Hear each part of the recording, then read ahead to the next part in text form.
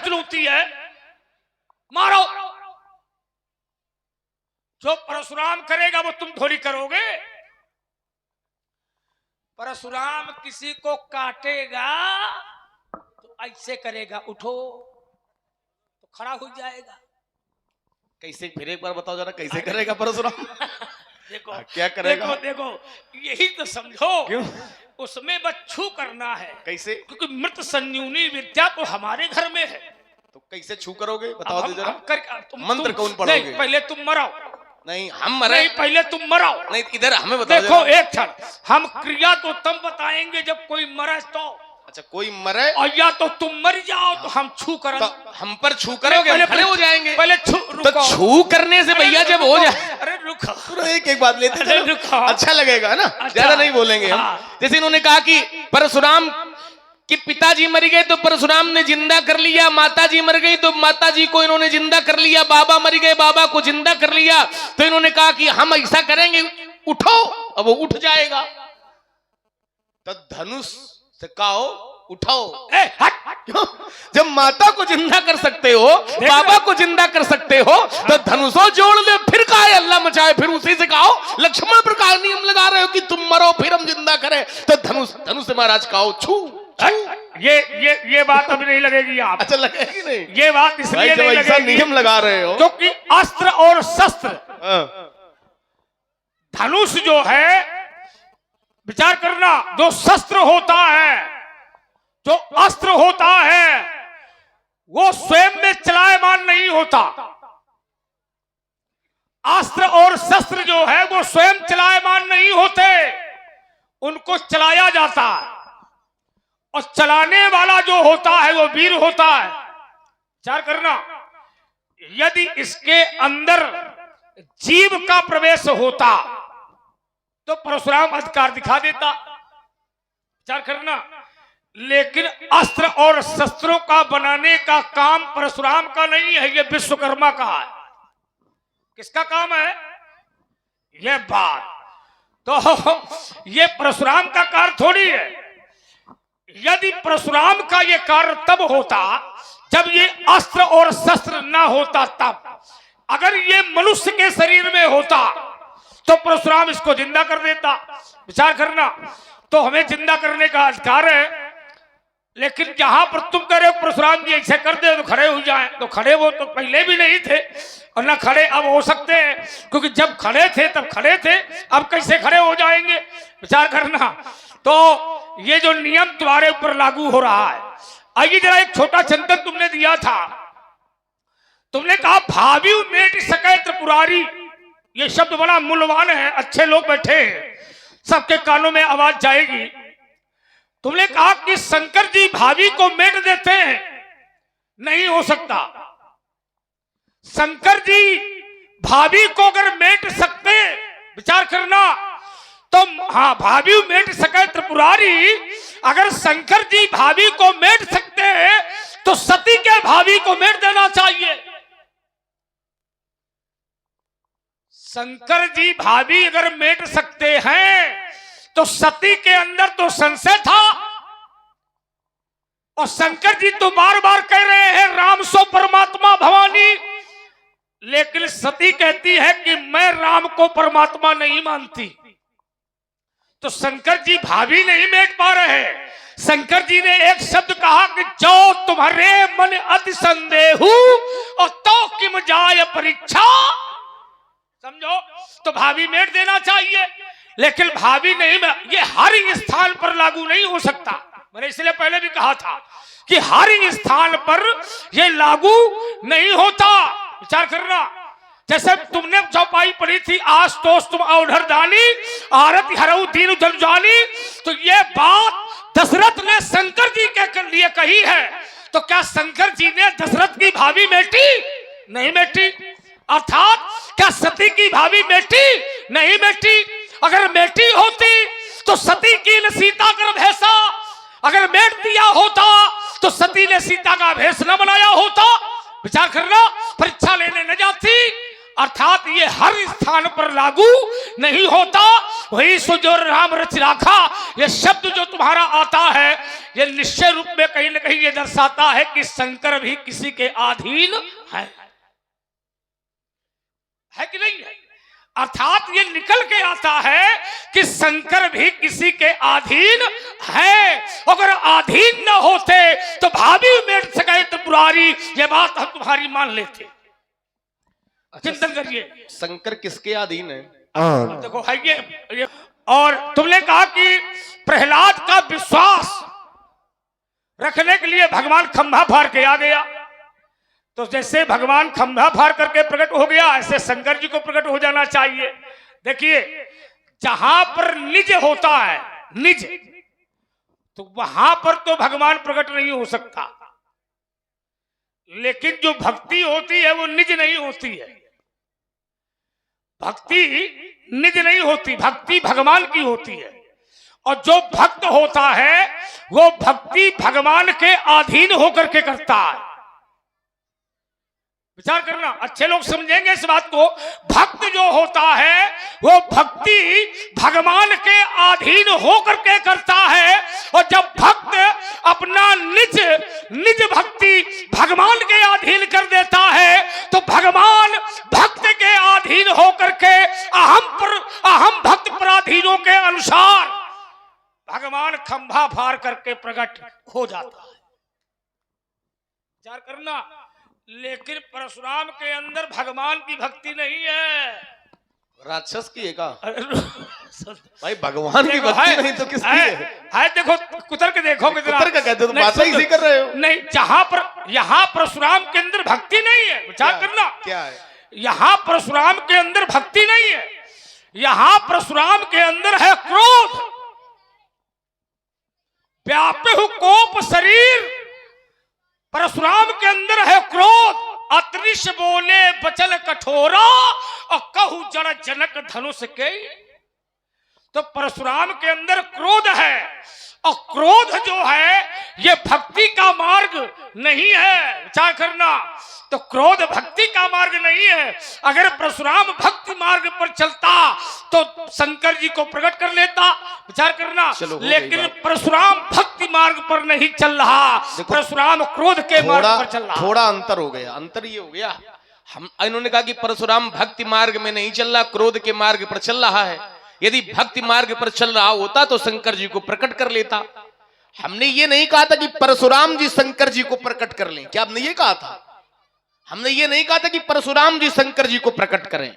हमने ये कहा था धनुष शंकर जी का है, शिव धनुष है, ये शिव आयुध है, शिव के प्रति समर्पित रहा है। और जो शिव के प्रति समर्पित रहा है, तो जो भगवान के प्रति समर्पित होता है, उनके जीवन में यदि कोई संकट आता है तो उनकी रक्षा के लिए भगवान प्रकट हो।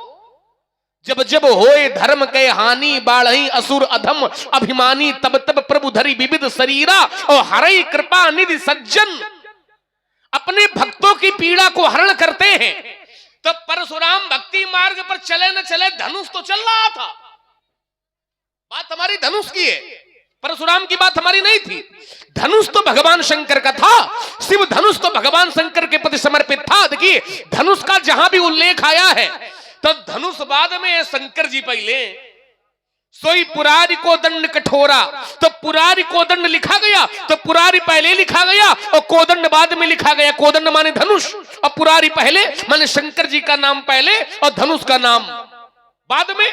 हमारे भैया ने भी कहा नाथ शंभु धनु, शंभु माने शंकर जी पहले और धनुष बाद में। परशुराम जी ने भी कहा सुनऊ राम जय शिव धनु, शिव पहले और धनुष बाद में। और एक सामान्य सा नियम ये है, मैंने ये जाना है, कुछ लोग ऐसे होते हैं जो कहो मंदिरों भगवान का बनावे, मंदिर भी कहो भगवान का बनावे, तो भगवान बाद में है और नाम कहो पहले अपना लिखवा दे कि हमने बनवाया है ना। और कुछ भक्त ऐसे होते हैं कि हमारा नाम होए चाहे न होए, हमारे भगवान का नाम बना रहे। कुछ लोग अपने को आगे करके चलते हैं और कुछ लोग भगवान को आगे करके चलते हैं। तो हमारी बात यह है कि जो अपने को आगे करके चलते हैं उनके पैर में एक बार कांटा लग सकता है, लेकिन जो भगवान को आगे करके चलते हैं उनके पैर में कभी कांटा चुभने वाला नहीं है। तो धनुष जब अपने से पहले शंकर जी को आगे किए था, धनुष अपने से पहले जब भगवान शंकर को आगे किया था, तो फिर ये टूट कैसे गया? जो भक्त अपने से आगे भगवान को करके चलते हैं उनके जीवन पर भगवान आँच आने नहीं देते हैं। और एक प्रमाण ले लीजिए, करऊं सदा तिनके रखवारी और जिमि बालक राखे। जैसे माता अपने पुत्र की रक्षा करती है, वैसे ही भगवान उन लोगों की रक्षा करते हैं जो भगवान के प्रति समर्पित होते हैं। तो धनुष समर्पित था शिव के प्रति। या तो आप ये कहो कि नहीं, धनुष शंकर जी के प्रति समर्पित नहीं है, तो धनुष शिव का और शिव के प्रति समर्पित रहा। तो जब शिव के प्रति समर्पित रहा तो धनुष तोड़ने वाला तोड़ने में सफल कैसे हुआ? बात हमारी ये है। तो एक चिंतन इन्होंने और दिया। इन्होंने कहा, लक्ष्मण, प्रहलाद अपने पिता को पिता मानते नहीं था। देखिए ऐसा नहीं। और आपने कहा कि हिरण्याकश्यप पुत्र मानता नहीं था प्रहलाद को। अच्छा, चिंतन करने वाली बात यह है, क्योंकि जो जस करे सो तस फल चाखा, ये नियम है। जो जैसा करता उसको वैसा फल मिलता है। तो चिंतन आप लोग जरा इस पर करें कि यदि हिरण्याकश्यप पुत्र प्रहलाद को पुत्र मानता नहीं था, तो हिरण्याकश्यप इतना पापी था, इतना अत्याचारी था, तो पापी जब हिरण्याकश्यप था तो प्रहलाद जैसे भक्त का जन्म इसके घर में कैसे हो गया? क्योंकि हमने तो आज तक यही सुना है कि आमे के पेड़ पर आम लगते हैं, कभी कांटों के पेड़ पर आम नहीं लगते हैं। तो यदि वो पुत्र नहीं मानता था तो हिरण्याकश्यप इतना पापी था, अत्याचारी था, और अत्याचारी के घर में भगवान का भक्त कैसे जन्म लेता है? प्रहलाद ने कैसे जन्म हिरण्याकश्यप के घर में ले लिया? चिंतन आप जरा इस पर करें तो आपको निर्णय की प्राप्ति होगी, कुछ न कुछ निकल करके आवेगा, है ना। और आइए जरा, इन्होंने कहा शंकर जी भावी मेट सकते हैं, ये कोई आवश्यक नहीं, सब जगह ये नियम लागू नहीं होगा। बार बार दशरथ जी की बात आप बता रहे हो हमको कि दशरथ जी ने भगवान शंकर से कहा, तो दशरथ जी की भाभी नहीं शंकर, कौन सी भाभी शंकर जी ने दशरथ जी की नहीं मिटाई? क्यों भाई? दशरथ जी ने ऐसा क्या कह दिया शंकर जी से जो शंकर जी ने नहीं मिटाया? भाई बात आवे तो पूरी आवे, पूरी बात यदि आवे तो उसका समाधान कुछ न कुछ निकलेगा। आधी अधूरी बात का कोई समाधान नहीं निकलता है। दशरथ जी ने क्या ऐसा कहा था जो भगवान शंकर ने दशरथ जी की बात नहीं मानी? हमने ये कहा था शंकर जी भगवान हैं और भगवान होनहार को भी मिटा सकते हैं। तो उन्होंने सती जी का एक प्रमाण दिया कि सती जी की भाभी उन्होंने नहीं मिटाई, शंकर जी भी किसी के अधीन हैं।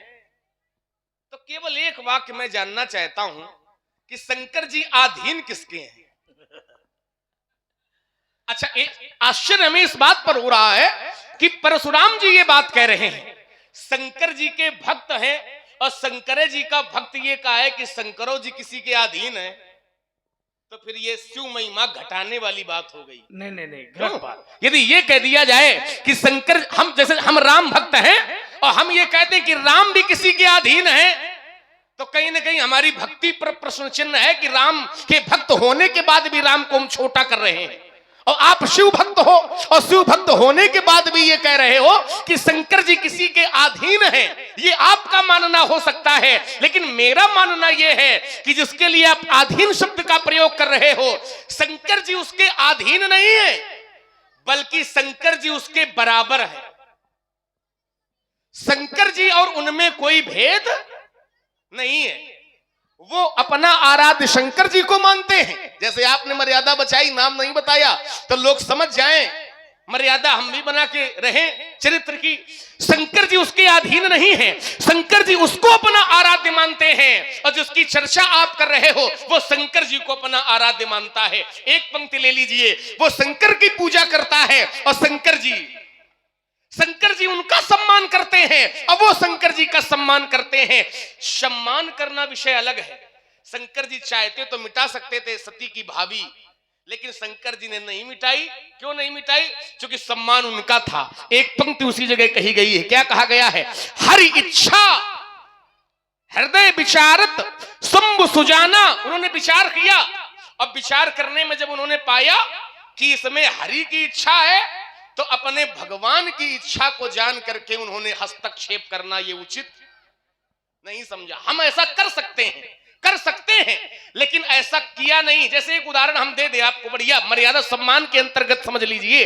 जैसे एक बार परशुराम जी ने अपना फरसा गणेश जी के ऊपर चला दिया। गणेश जी के ऊपर इन्होंने फरसा चला दिया, तो फरसे का प्रहार जब इन्होंने किया, तो गणेश जी चाहते तो फरसे को काट सकते थे, क्योंकि गणेश जी भी सामान्य नहीं है।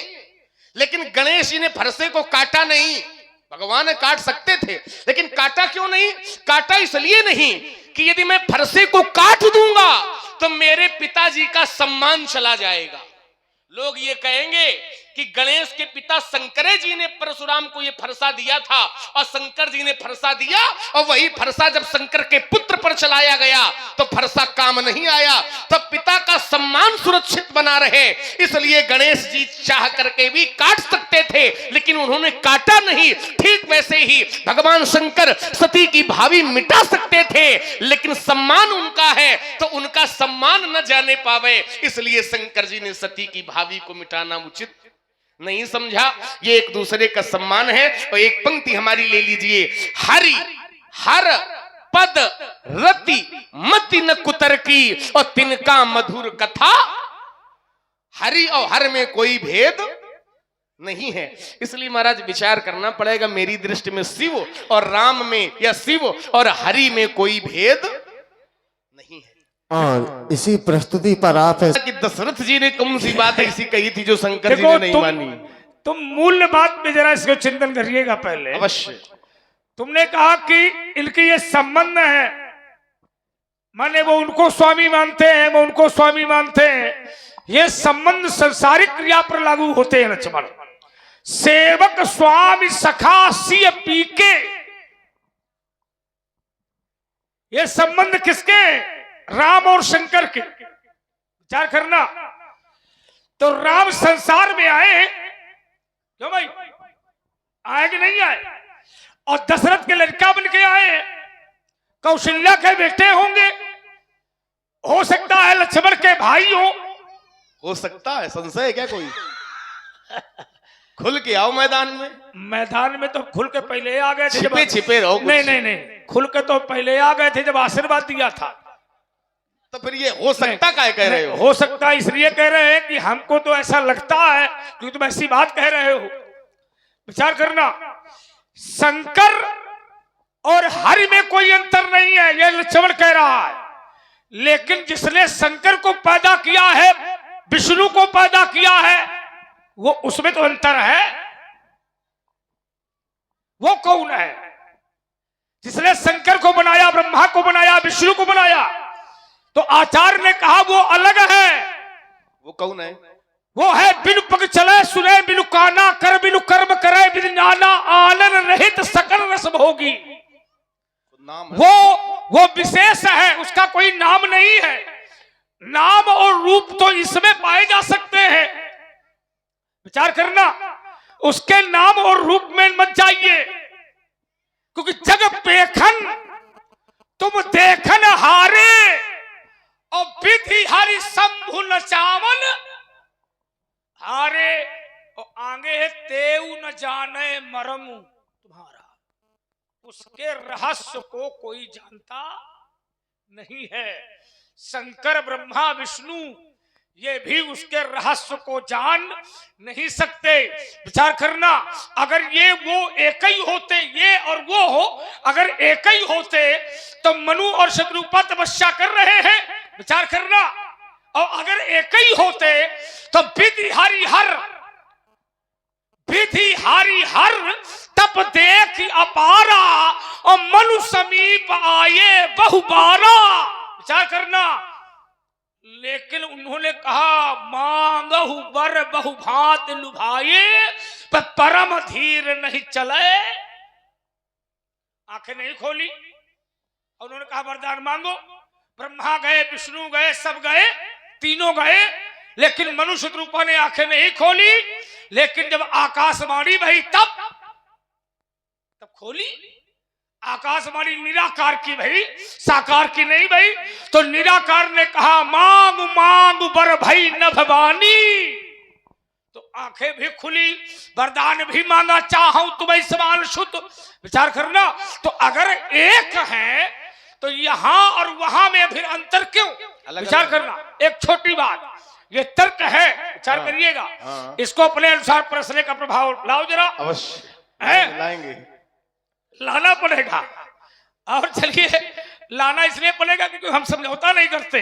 बिल्कुल सही बात। और देखिए, तुमने कहा कि गणेश जी का दांत तोड़ दिया, और गणेश जी ने अपने दांत में परशु का प्रभाव ले लिया। इसका कारण है कि शंकर जी ने परशुराम को वर्षा दिया था, तो उन्होंने अपने पिता का सम्मान रखने के लिए ऐसा कार्य किया, है ना। अच्छा, गणेश चाहते तो दाएं हाथ में तो वर्षा ले सकते थे, क्यों भैया? बाएं में भी ले सकते थे कि नहीं? खोपड़ी में ले लेते, पीठी में ले लेते, लेकिन दांता में काहे लिया? हाँ, काहे लिया? लिखना था क्या? लिखना था क्या? और किसी राक्षस को मरना भी था। अच्छा, लिखना क्या था पहले? ये लिखना था महाभारत ग्रंथ। विचार करना, उसी दांत से महाभारत जैसे ग्रंथ का निर्माण। दूसरा, एक राक्षस था जिसका नाम था गजासुर, और उसको वरदान था कि तुम्हें गणेश के दांत से ही तुम्हारा उद्धार होगा। बात समझो। तो गणेश ने दांत इस कारण से आगे किया कि यह वाला टूट जाए तो एक ख्याल उद्धार हो जाए, तो हमारा फरसा चले फिर उद्धार ना हो। समझो।